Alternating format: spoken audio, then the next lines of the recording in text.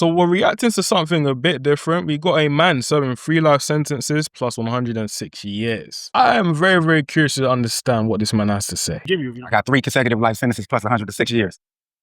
3 consecutive life sentences plus 106 years for some stuff that don't even carry this kind of time. None of the charges carry this type of time. None of them. But I got time like I killed 30 people or something. All right, cool. First and foremost, man, I want to thank you for taking the time and giving us the opportunity to chop it up with you. Could you start by just giving us your name? I'm Kobe. They call me Sleep though. So for everybody that kind of know me from that world or whatever. But I'm Kobe. Where'd you get the name Sleep, if you don't mind me asking? In the streets, man. You know what I'm saying? Being in the streets, basically. So. Now, where are you from? From LA. South Central LA on the east side. How long you been down? Right now, 8 years. 8 years? Yep. Do you have a date yet? No, not at this present moment, but I know I'm about to get. Bro, do you know how tough that must be, man? Just to go prison just in general is something that I would have been wishing my worst enemies, unless, of course, like they've done something crazy like an R or whatever. But I don't know what this guy's done with. From what he said earlier in the video, maybe I believe he's like caught maybe a few bodies or whatever, but we'll figure out exactly why he's in prison. But this is tough, man. This is tough, and this is why I understand why a lot of like elders that I was around, etc., that was a part of this type of lifestyle would always say that at the end of the day, you need to focus on what matters, which is obviously either getting an education or just not being like how they were. That's what they would always say to me anyways. You feel me? So this is tough. He's already done 8 years and I guess he's accustomed to the lifestyle. But at the same time, it's good to understand that he hasn't given up. Do you know what I mean? He's like, okay, cool, he's still waiting on a date, etc. So let's actually understand what's going on right now. Out though, but I got gave me a crazy sentence for something I didn't even really do. I know you probably heard that a million times, but mine will be proven real soon. But for some stuff that don't even carry this kind of time, none of the charges carry this type of time. None of them. I'm very curious to understand what it is, man. I got time like I killed 30 people or something. How much time did they give you? I got 3 consecutive life sentences plus 106 years.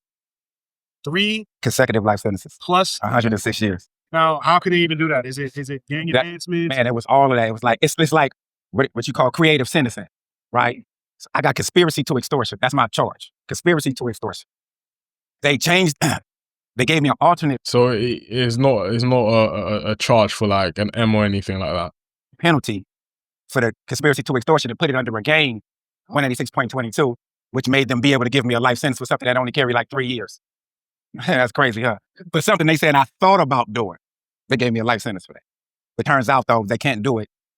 Under the word conspiracy doesn't fall up under that, so that's how I'm gonna be able to go back and get out of here. So is your case currently in the courts right now? No, my case is final. Really? Yeah. So, but you know, because of that sentencing error, I'm gonna be able to, you know, get out of here because of that. And at the same time too, there's a video in my case that the DA knew. I want to say that the DA knew that we were innocent of at least one specific charge, one specific count, and they still used it against us falsely, right? So I could prove that too. So I'm waiting for that right now. Mind game. So according to him, he's been falsely accused. He's now inside the penitentiary. And he's done more than, let's say for example, because he was saying that, okay, it's 2 to 3 years in terms of max when it comes to this thing, right? But he's been in for 8 years. And in reality, he hasn't been given a date of, okay, cool, this is when it can get revised or looked at, etc. Bro, this is tough, bro. This is mad tough. And the fact that, like I said, he's standing strong. He's like, look, and I'm going to get out. And this mental toughness needs to be studied. Damn. Forensically, I can prove that. So that's no doubt, no trickery. They can't do it, none of that. So and I knew that they knew because they gave my co-defendant a crazy, awesome plea deal so they wouldn't present that evidence. But if you knew that if that wasn't true, why would you still go forward with it? You know what I mean? Yeah, man. I'm saying so. The system itself is. He reminds me of that guy that he spent so much time trying to understand the American law, and through his time within prison, he was able to study the law, understand how to actually get himself out of the law because I believe he was falsely accused, if I'm not mistaken. Then he was able to come out of the law and he did an interview. You know what I mean? I'll even bring him up for you guys so you guys can actually see this is actually a real thing. So as you guys can see, is Isaac Wright Jr. He was an American attorney, entrepreneur, and philanthropist, and he was wrongfully convicted in 1991.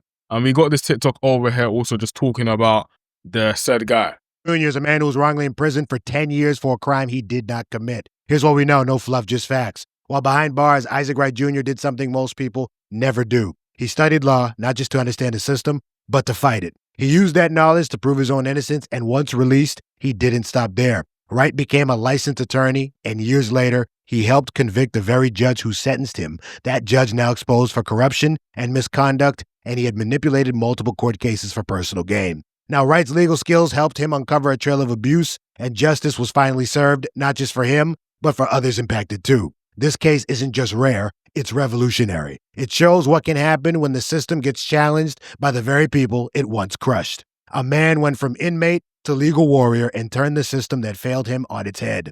Many are stating this is a powerful redemption story, but here's the question I now present to you.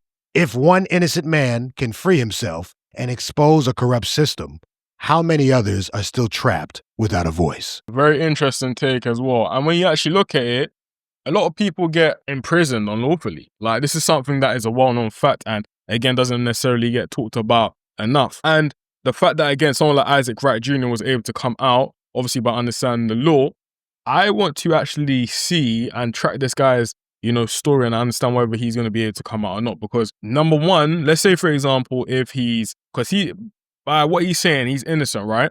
But let's say, for example, cool, he actually was part of that conspiracy or whatever, and it gets revisited and they realize, okay, it was only supposed to be 3 years. I'm pretty sure there's supposed to be some sort of compensation for the guy or something like that. Do you know what I mean? So this needs to actually be looked at. But anyway, let's get back into it. It's crazy. Were there ever any moments where you lost hope? Oh, absolutely. It was crazy because not when I got found guilty, it's when I first got sentenced. The sentencing was like so bizarre. It was so crazy that my attorney was lost for words. So I knew if he lost for words, and he didn't do nothing in my case, and he was lost for words, you know what I'm saying? So once I got the sentencing and like the long bus ride back to the county jail, I was like, man, I'm supposed to go in here. First person to say something to me, I'm finna dismantle him. You know what I mean? That's where my mind was at because I felt like that was the end of the world for me. You know what I mean? But the craziest thing would change my mind from that instantly almost. I had to talk with my kid's mother, and she was like, I'm not telling them that. You're going to have to tell them that. I'm not telling them that. So once I talked to my son, and my son was 16 at the time, when I talked to him, he talked to me like he was my father. It was crazy. It was crazy. He talked to me, and it was just that moment right there changed my whole mindset. It changed my whole mind. It changed the way I thought, period, about this life. And he went on to graduate high school, graduate college. You know what I'm saying? And that moment right there, I missed that. So if anything I'm salty about is that, not being able to be there for his graduation and for his college graduation.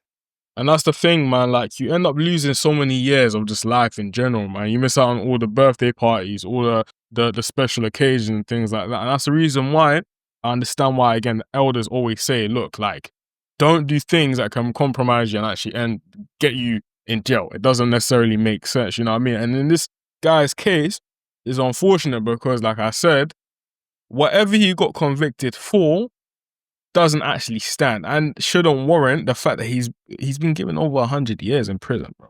That means they're basically saying, look, you're going to prison, you're going to die in prison. Bro has to fight for this, you know what I'm saying? But my people, I'll leave the link down below. Comment down below what your thoughts are, whether you were able to learn anything insightful, whether you agree, disagree with anything I've said. Make sure to like it to boost in the algorithm and also subscribe because we talk about different topics on this channel. Outside of that, I'll see you guys tomorrow.